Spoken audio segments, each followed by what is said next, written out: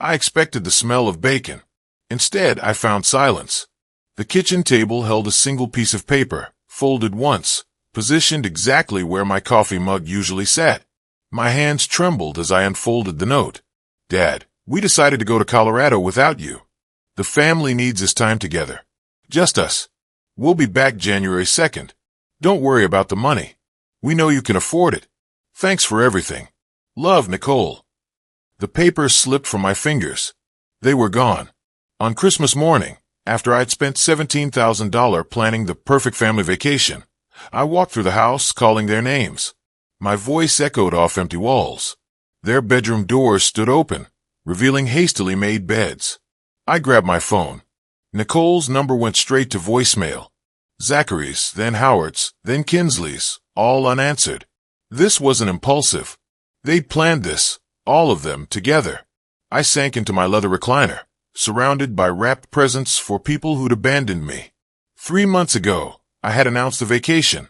Aspen for New Year's, 7 days, all expenses paid. Nicole had thrown her arms around me. Dad, you're incredible. This is exactly what we all need. Howard and Kinsley had cried. I'd felt so proud. Now I understood their tears differently. They'd been planning to exclude me even then, weighing how much my generosity could buy them versus how much they could tolerate my presence. The Mercedes keys sat on the kitchen counter where Nicole had left them. They'd taken an Uber. Making sure I knew this was about choosing not to include me. They thought I was just a lonely old man with deep pockets and no backbone, someone who'd absorb their betrayal quietly and continue funding their lives without consequence. They were wrong. I walked to my office and pulled out the thick folder labeled Aspen Vacation 2024. Everything they'd need for their perfect getaway. Everything I still controlled. I dialed the Little Nell Resort.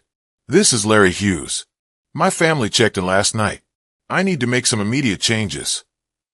What changes would you like to make? I need to cancel the spa appointments scheduled for December 27th.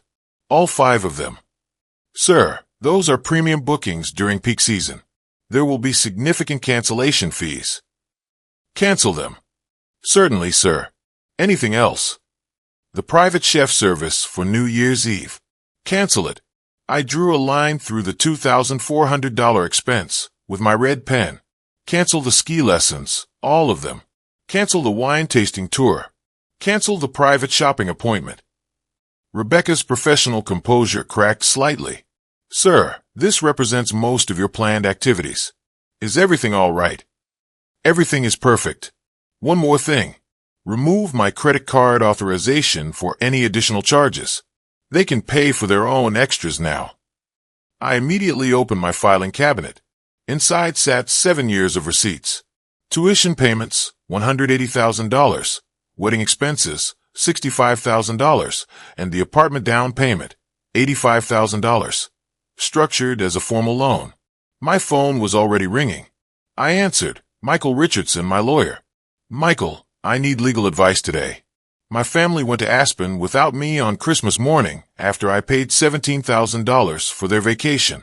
I want to know my legal options regarding the money I've lent them over the years. Wait, what? Nicole and Zachary left you on Christmas? Are you serious? Completely serious.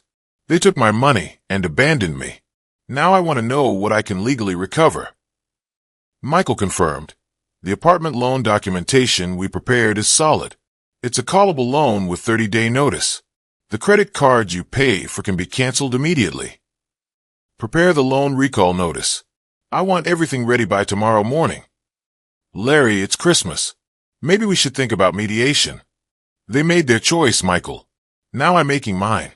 I withdrew the loan agreements from my safe. They had no idea what was legally possible. My phone started buzzing. Nicole's name flashed on the screen. I let it ring 3 times. Hello, Nicole.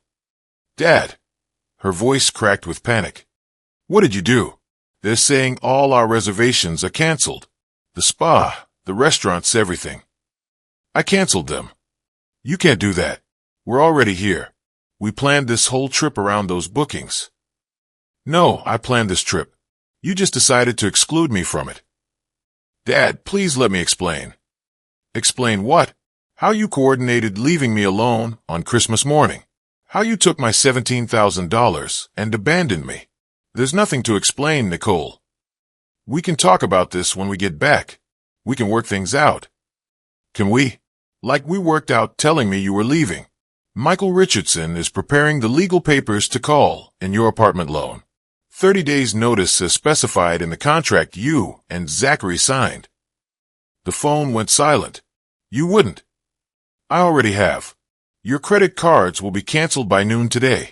Any bank guarantees I've signed are being revoked. Dad, stop. Please. Now she was crying. We made a mistake. Okay. We should have talked to you first. You made a choice. Now you live with the consequences. What about Howard and Kinsley? They've never done anything to hurt you. They're just innocent. They participated. They could have called me, warned me, refused to go. Instead, they chose sides. Everyone made their choice. This is insane. You can't destroy our lives over one mistake. One mistake. Nicole, this was an impulse. You planned this. You discussed it. You coordinated it. This was calculated betrayal. Zachary's voice joined the call. Larry, this is getting out of hand. Let's talk like adults here. Adults don't abandon family members on Christmas morning. We thought you might enjoy some time alone. You're always saying how busy your social calendar is. Don't you dare try to reframe this as doing me a favor. You took my money and left me behind because you didn't want me there. That's not. I have the receipts, Zachary. Every payment I've made for your life. Did you discuss those when you planned to exclude me? Howard's shaky voice came through. Larry, son, please. We never meant to hurt you. We thought the kids knew what they were doing. Howard, I'm not your son.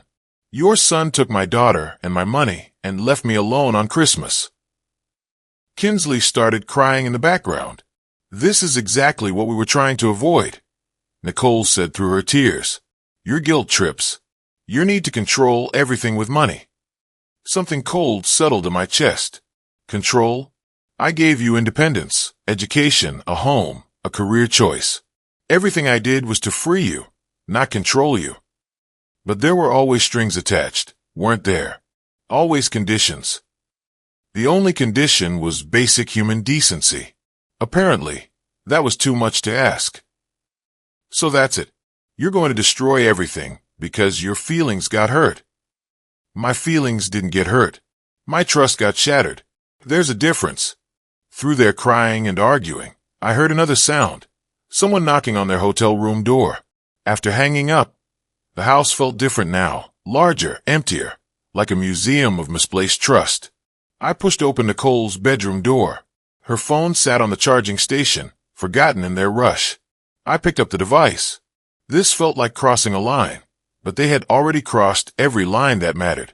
The phone unlocked with her birthday, a password I'd helped her choose years ago for security. The messaging app showed dozens of unread notifications. I opened the group chat labeled Girls Weekend Planning and immediately wished I hadn't. 2 weeks ago. Nicole, Dad's insisting on coming with us to Aspen. Jessica. Oof, that's rough. Can't you just tell him no? Nicole, you don't know my dad. He paid for everything, so he thinks he gets a vote. Nicole, Zachary says the old man will just complain about everything being too expensive or too loud. Nicole, Howard and Kinsley are actually cool. They'd be way more relaxed without Dad hovering around with his opinions. Nicole, exactly. This is supposed to be our vacation, not a family reunion with my walking ATM. I sat down hard on her bed, the phone trembling. My hand started shaking. My generosity wasn't appreciated. It was expected. My desire for family connection wasn't cherished. It was tolerated. 1 week ago. Nicole. Update. We figured out how to handle the dad situation. Nicole. We're going to leave Christmas morning before he wakes up. Leave a note. Sarah. That's kind of brutal. Nicole. He'll get over it. Plus, Howard said they felt bad about taking so much money from him anyway. Jessica, wait. So, his in-laws are in on this. Nicole. They needed convincing, but Zachary explained how Dad makes everything about himself. I remembered the conversation now. Zachary's suggestion hadn't been casual. Larry, don't you think it might be nice if just the younger generation went this time?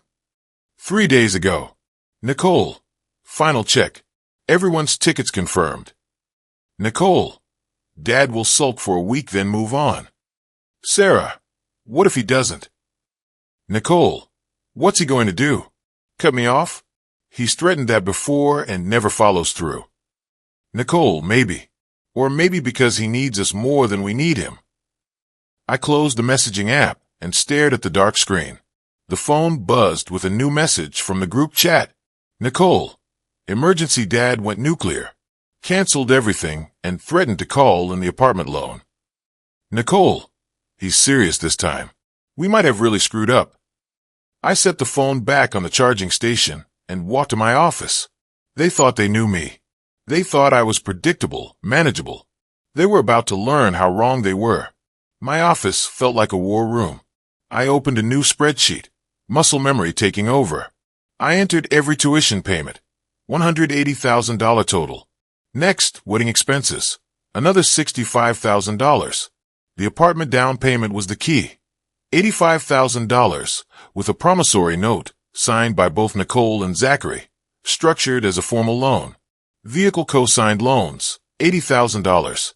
Monthly support over the past 3 years, $90,000. The final total, $515,000. $500,000 of documented generosity, repaid with calculated betrayal. I dialed Michael's number. Michael, I've just calculated over $500,000 in family support over the past decade. I need to know exactly what legal options that creates. He agreed to meet at his office at 5:30 p.m., even calling his tax specialist, David Cruz. At the conference table, Michael reviewed the loan paperwork. This is solid. Callable with 30 days written notice. Completely enforceable. The credit cards? You're the primary account holder. You can remove them immediately. Any debt they've accumulated on your cards becomes due on demand. David added. A court would view that very unfavorably, the premeditated deception while accepting financial benefits. So, they have no legal protection? Michael adjusted his glasses. Larry, they have no assets of their own, no independent income stream, and they've made themselves completely financially dependent on your goodwill. From a legal standpoint, you hold every card. Draft everything, all of it. 4 days of preparation had transformed my house into a fortress. When Zachary's truck pulled into my driveway on December 29th, I was watching. They looked exactly as expected, defeated and desperate. I opened the door. Come in. I stepped back without warmth. Nicole rushed toward me with tears. Daddy, I'm so sorry. We never meant for things to get so complicated. Sit down, Nicole. My voice was ice. This wasn't a misunderstanding. I remained standing. This was a coordinated decision to exclude me while accepting my financial support. Kinsley dabbed at her eyes. We thought you might enjoy some quiet time at home. It was supposed to be thoughtful. Thoughtful would have been asking. What you did was plan my exclusion while ensuring I paid for your vacation. Daddy, please. It wasn't like that. Stop.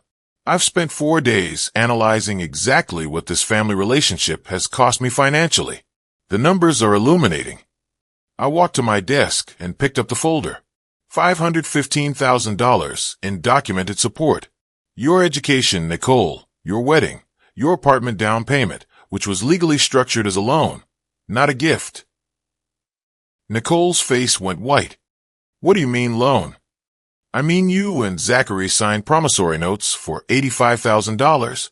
The loan is callable with 30 days written notice. Notice was served yesterday by certified mail. Zachary shot to his feet. This is insane. You can't destroy our lives over hurt feelings. I'm not destroying anything. I'm simply calling in legitimate debts. Your credit cards were canceled effective January 1st. Car loan guarantees I provided are being reviewed for revocation. Dad, stop this. We'll lose everything. Nicole's voice cracked with real fear. You should have considered that before planning my exclusion. Howard stood shakily. Larry, surely we can work something out. Families shouldn't handle disagreements like business transactions. You're right, Howard.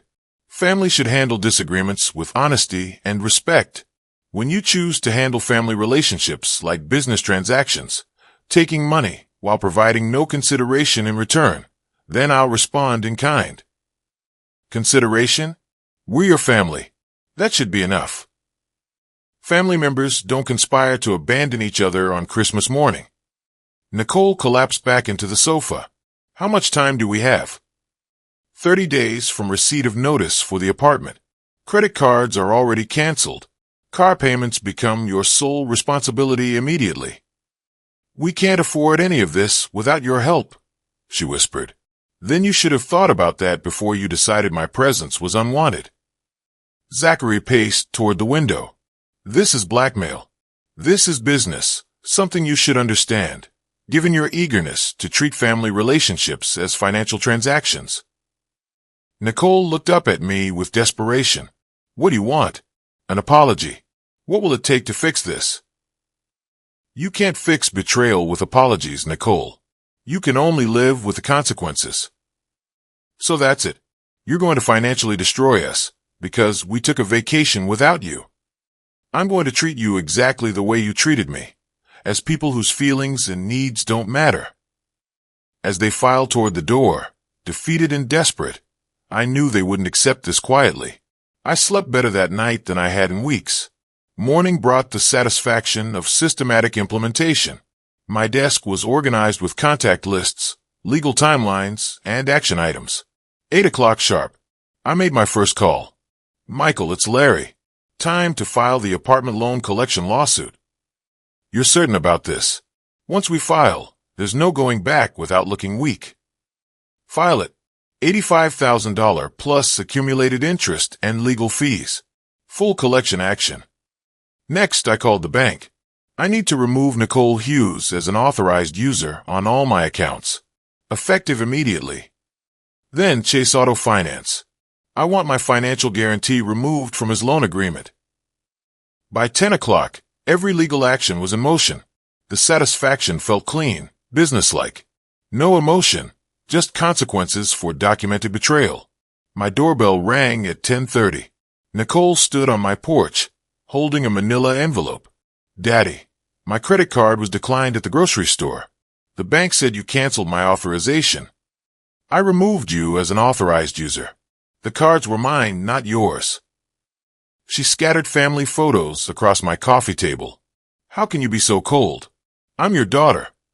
Daughters don't conspire to abandon their fathers on Christmas morning. Zachary appeared in my doorway, phone pressed to his ear. He hung up and stared at me with fury. The bank wants my car loan paid in full or they'll repossess. I can't qualify for refinancing without your guarantee. Then you shouldn't have risked it by betraying my trust. Howard and Kinsley shuffled in. Larry, surely we can work something out, Howard said. These are just family disagreements.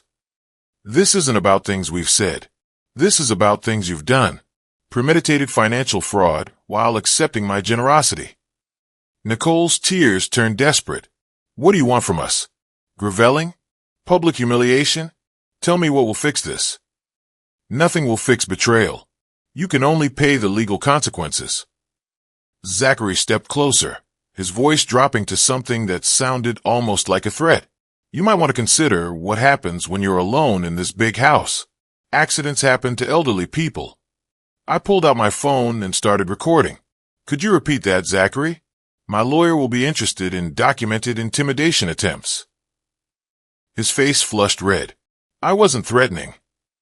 You were implying that my age makes me vulnerable to accidents if I don't comply with your financial demands. That's textbook elder intimidation. I looked directly at Zachary. I have security cameras recording this conversation. I have witnesses to your threatening behavior. Every word you've spoken is being documented for legal proceedings. Kinsley started crying. This isn't what families do to each other. Larry, you're destroying relationships that took decades to build. I didn't destroy them. I discovered they were already destroyed. You helped plan my exclusion while accepting my money. That destroyed the relationship. Zachary paced toward the window. Fine. You want to play hardball? Two can play that game. This isn't a game. This is debt collection. You owe $85,000 plus interest. The court will decide if you pay voluntarily or through asset seizure. As they reached my front door, Zachary turned back. You know what your problem is, Larry. You think money makes you powerful, but power comes from having people who care about you, and you just threw that away.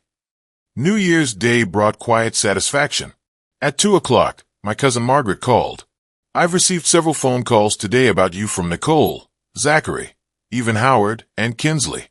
They're all saying similar things, and frankly, Larry, it doesn't sound like the man I've known for 40 years. What exactly are they saying? They claim you become paranoid and suspicious since retirement. Zachary insisted you're not thinking clearly and need intervention. That's not organic family concern, Larry. That's coordination. They're trying to paint you as mentally declining. I provided Margaret with the factual timeline, keeping emotion out of it. They conspired to abandon me on Christmas morning, when I implemented legal consequences for their documented loans and financial obligations. They escalated to intimidation and now reputation management. Are you experiencing any cognitive issues? Any changes in judgment or decision-making? My lawyer, Michael Richardson, has worked with me on these legal actions. My accountant, David Cruz, reviewed all financial documentation. Both professionals can attest to my mental acuity. The family simply doesn't want to face legal consequences for their calculated betrayal. By 7:30 p.m., I was reading when headlights swept across my window. Zachary's truck pulled into the driveway. He pounded on my door. Open up, Larry. We need to talk. I opened the door but remained in the threshold, activating my security system. 6 cameras covering all approaches, recording automatically to cloud storage. He pushed past me. You think you can destroy my family with your legal games? I think I can collect legitimate debts through proper legal channels. Zachary moved closer. You know what happens to stubborn old men who live alone in big houses like this? Accidents, break-ins. Bad things happen when neighbors can't hear you calling for help. Your fancy alarm system won't help if you have a medical emergency or if someone decides you need to learn a lesson about family loyalty. That's an interesting perspective. Would you like to see something? I walked toward my home office. The wall of monitors showed 6 different camera angles of my property, including perfect footage of Zachary's arrival and our entire conversation. His face went white. You can't record me without permission. This is my private property. I can record anyone who enters. I pointed to the timestamp. Everything automatically uploads to secure cloud storage. My lawyer, Michael Richardson, receives copies of all security footage. You have to delete this. I don't have to do anything except provide evidence to law enforcement when elderly persons are threatened in their own homes. I picked up my phone. Delete it, Larry. I wasn't serious. I can call them about criminal intimidation and threats against a senior citizen. I dialed 911. 911, what's your emergency? This is Larry Hughes at 847 Maple Ridge Drive. I need police response for criminal threats made against me by a family member. I'm 62 years old and the suspect is still in my home making threats about accidents and break-ins. Hang up. I'll leave right now. Zachary's face went from anger to pure panic. Sir, are you in immediate danger? The dispatcher asked. The suspect is agitated, but I have him on security camera. I have video evidence of the threats. 2 patrol cars arrived within 8 minutes. I provided the officers with printed screenshots and the audio recording. Michigan's enhanced penalties for crimes against elderly persons made this a priority. Mr. Thompson, you're under arrest for criminal intimidation and threatening an elderly person, the lead officer announced, producing handcuffs. Zachary's hands shook as they cuffed him. This is insane. He's my wife's father. That makes it worse, sir. Family relationship doesn't excuse threatening behavior. As they led him away, Zachary looked back at me. You don't know what you're doing, Larry. This won't end the way you think. The court documents arrived on a snowy Tuesday morning. Complete judgment in your favor, Michael announced. $85,000 recovered through apartment sale. All credit obligations transferred back to primary borrowers. Criminal charges proceeding separately. Zachary's employment situation? Criminal record for threatening an elderly person makes him essentially unemployable in any professional capacity. I learned the family was crowded into Howard and Kinsley's one-bedroom apartment. 5 adults sharing space designed for 2, with Nicole working retail for the first time since college. At noon, I watched them walk up my driveway. They moved differently now, shoulders hunched, eyes downcast, the body language of people who'd learned the cost of betrayal. I let them inside. "Dad," Nicole's voice cracked. "We need to talk." "I'm listening." "We were wrong. Completely, totally wrong about everything. The vacation, leaving you behind, the way we treated your generosity, all of it." Zachary forced himself to look at me. "I made terrible mistakes, Larry. The threats, the things I said. I was scared and stupid." "We're still family," Kinsley added quietly. "Tell me about the planning," I said. "The Christmas vacation conspiracy. How long did you discuss excluding me?" "It wasn't," Nicole started. "Zachary brought it up first maybe 3 weeks before Christmas. He said it might be more relaxing without you there." "And you agreed?" "I did." Her voice dropped to a whisper. "I agreed because I wanted a vacation where I didn't have to be grateful all the time, where I could just exist without feeling like I owed someone everything." "Howard Kinsley, your participation." Howard's hand shook. "We knew it was wrong when we agreed, but Zachary convinced us you'd understand eventually. So, you coordinated leaving me alone on Christmas morning after I'd paid $17,000 for your vacation." "Yes." Nicole's admission came out like a confession. "We planned it. We discussed it. We knew exactly what we were doing, and we did it anyway." "What do you want from me now?" "Forgiveness," Nicole whispered. "A chance to make it right," Zachary added. "Help," Howard said simply. "If I were to consider any future relationship," I said slowly, "it would require conditions. Complete honesty about your motivations and planning. No more coordination behind my back. An acknowledgement that trust, once broken, must be rebuilt through consistent actions over time. But first," I continued, "you need to understand exactly how much your betrayal cost, not just financially, but personally." I walked to my office and returned with Nicole's phone. The next afternoon brought another performance. Nicole, tears perfectly timed, pressed an expensive bouquet into my hands. "Daddy, I love you so much, and I'm so sorry for everything we did to you." Zachary's apology came on cue. "Larry, I've spent every night thinking about what I said. I learned my lesson about respecting the man who gave us everything." As she spoke, I noticed Nicole's phone positioned carefully against the cushion, the small red recording dot barely visible. "Tell me more about making things right," I said, settling into my chair. "I understand now that taking your generosity for granted was wrong," Nicole continued, her voice rehearsed. "I want to earn your love back." Zachary glanced at his watch, a quick, unconscious gesture, as he spoke about eternal appreciation. "Howard Kinsley, what are your thoughts on rebuilding family trust?" "We believe in forgiveness," Howard answered. "People make mistakes, but families should find ways to move forward together, even when those mistakes involve systematic planning and coordination." "Nicole, you seem distracted by something on your phone." She went rigid. "My phone? No, I'm completely focused on you, Dad. On us, on fixing this. You're trying to manipulate me with a performance while secretly recording our conversation for your own purposes." Nicole's hand moved instinctively toward her phone.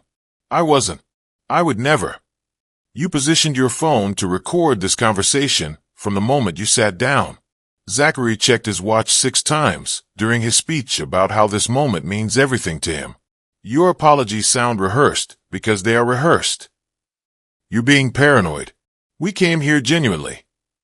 You came here with another manipulation strategy because the last one failed. I had hoped that losing everything might teach you the difference between genuine remorse and strategic performance. Apparently, it hasn't. Please, Dad, we need you. We have nothing left." You have exactly what you chose when you decided to betray my trust while pretending to value it. I walked toward the front door. But before you leave, I said, returning to my chair, there's one more thing you need to understand about what you lost. I picked up her phone from my office and unlocked it with her birthday. 3 weeks passed like the turning of legal documents, methodical, final, irreversible. Michael Richardson delivered the final paperwork on a crisp February morning. Property transfers complete. $85,000 recovered. All credit guarantees revoked. Estate planning updated per your instructions. Primary beneficiaries are now Margaret and the Detroit Children's Hospital. Family members specifically excluded with documented reasons. Through Margaret, I learned they'd relocated to a small town near Cleveland, sharing a single wide mobile home.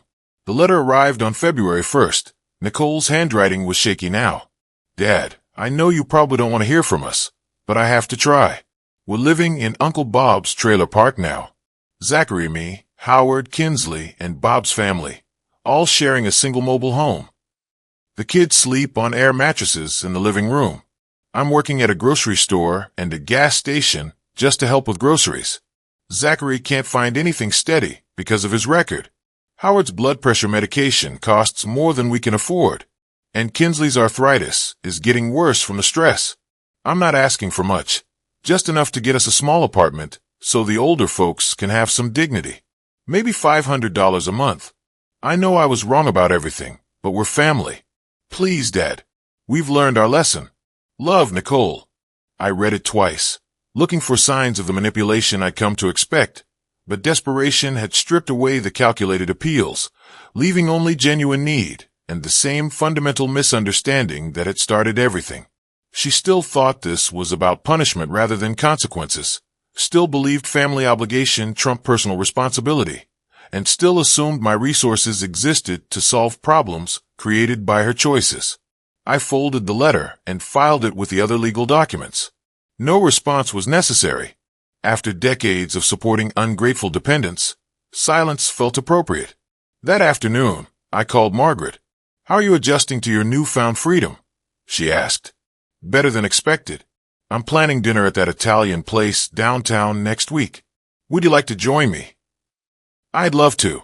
It's been too long since you socialized without worrying about family drama. Much too long. After hanging up, I made other calls. My old business partner, David, wanted to discuss investment opportunities. My neighbor, Robert, had mentioned a community theater group. There were hiking clubs, book discussions, travel groups, entire worlds I'd neglected while funding other people's dreams. The phone number for the senior singles group sat on my desk.